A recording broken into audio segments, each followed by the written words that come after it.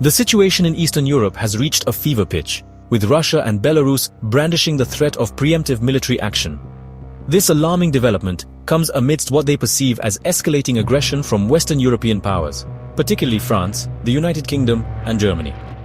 Sergei Naryshkin, Russia's foreign intelligence chief, delivered a stark warning during talks with Belarusian President Alexander Lukashenko in Minsk. He stated that any attack on Russia or Belarus would trigger swift and decisive retaliation against NATO, with Poland and the Baltic states in the Kremlin's crosshairs. These pronouncements from Moscow and Minsk have sent shockwaves through the region, raising the specter of a wider conflict. The rhetoric employed by Naryshkin and Lukashenko indicates a willingness to escalate the situation, potentially drawing NATO into a direct confrontation. The potential consequences of such a scenario are dire, threatening to plunge Europe into a conflict unseen since the darkest days of the Cold War. The Kremlin's increasingly bellicose posture appears to be driven by a combination of factors. Domestically, Putin faces growing discontent over the economic fallout from the war in Ukraine. By rallying the Russian people against a common enemy, he aims to strengthen his grip on power and deflect attention from internal problems. On the international stage, Putin seeks to reassert Russia's dominance and challenge the post-Cold War security architecture in Europe.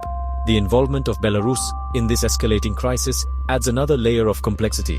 Lukashenko, often dubbed Europe's last dictator, has grown increasingly reliant on Putin's support to maintain his grip on power. In exchange, he has allowed Belarus to be used as a staging ground for Russian military operations, effectively making his country a vassal state of the Kremlin. This dangerous alliance further destabilizes the region and raises the stakes for NATO and its allies. Despite the escalating tensions, diplomatic efforts to defuse the crisis remain ongoing, albeit with limited success.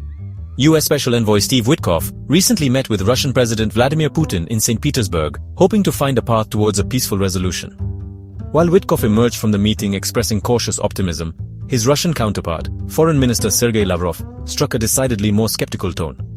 Lavrov voiced deep concerns about the possibility of a diplomatic trap, suggesting that the West's overtures for dialogue might be a ploy to buy time while they continue to arm Ukraine.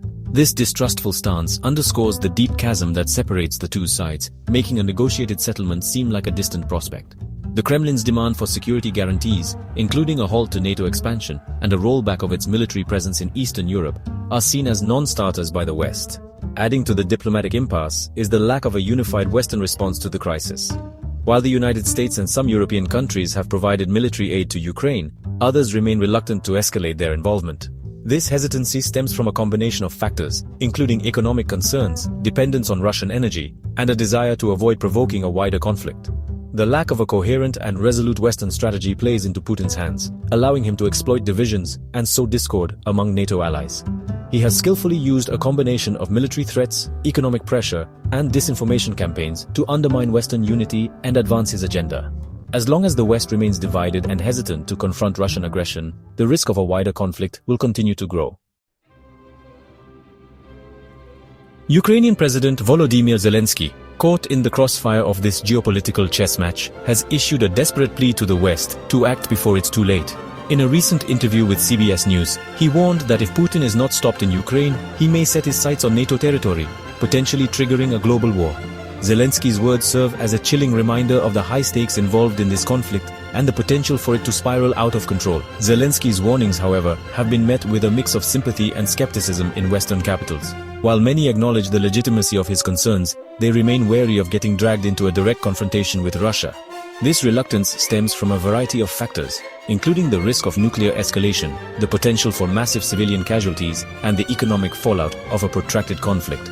The West's hesitation to intervene more decisively in Ukraine is understandable, but it also carries significant risks. By allowing Putin to act with impunity in Ukraine, the West risks emboldening him and encouraging further aggression. This could have a domino effect, destabilizing other parts of Eastern Europe and emboldening other authoritarian regimes around the world. The capture of Chinese soldiers in Ukraine adds another layer of complexity to the conflict and raises concerns about the widening scope of foreign involvement. The soldiers, who claim to have been misled by social media influencers into believing they were headed to fight for a righteous cause, highlight the potent role of disinformation and propaganda in this conflict. The incident also underscores the global reach of this crisis and the potential for it to draw in other actors, intentionally or unintentionally. The war in Ukraine casts a long shadow, its implications reaching far beyond the battlefields of Eastern Europe. The capture of Chinese soldiers, allegedly lured by social media propaganda, underscores the global reach of disinformation and the potential for unintended consequences. This incident raises unsettling questions about the role of foreign actors and the veracity of information disseminated online. The Chinese government's response, a mix of denial and demands for the soldiers' release, further muddies the waters and injects an element of geopolitical intrigue into an already volatile situation. Adding fuel to the fire are the pronouncements of former US President Donald Trump, who has seized on the crisis to launch a barrage of criticism against his successor, President Biden. Trump has blamed the war on a combination of Biden's weakness, Zelensky's leadership, and Putin's ambition. He has also criticized the Biden administration's provision of military aid to Ukraine, arguing that it only prolongs the conflict and risks drawing the United States into a direct confrontation with Russia.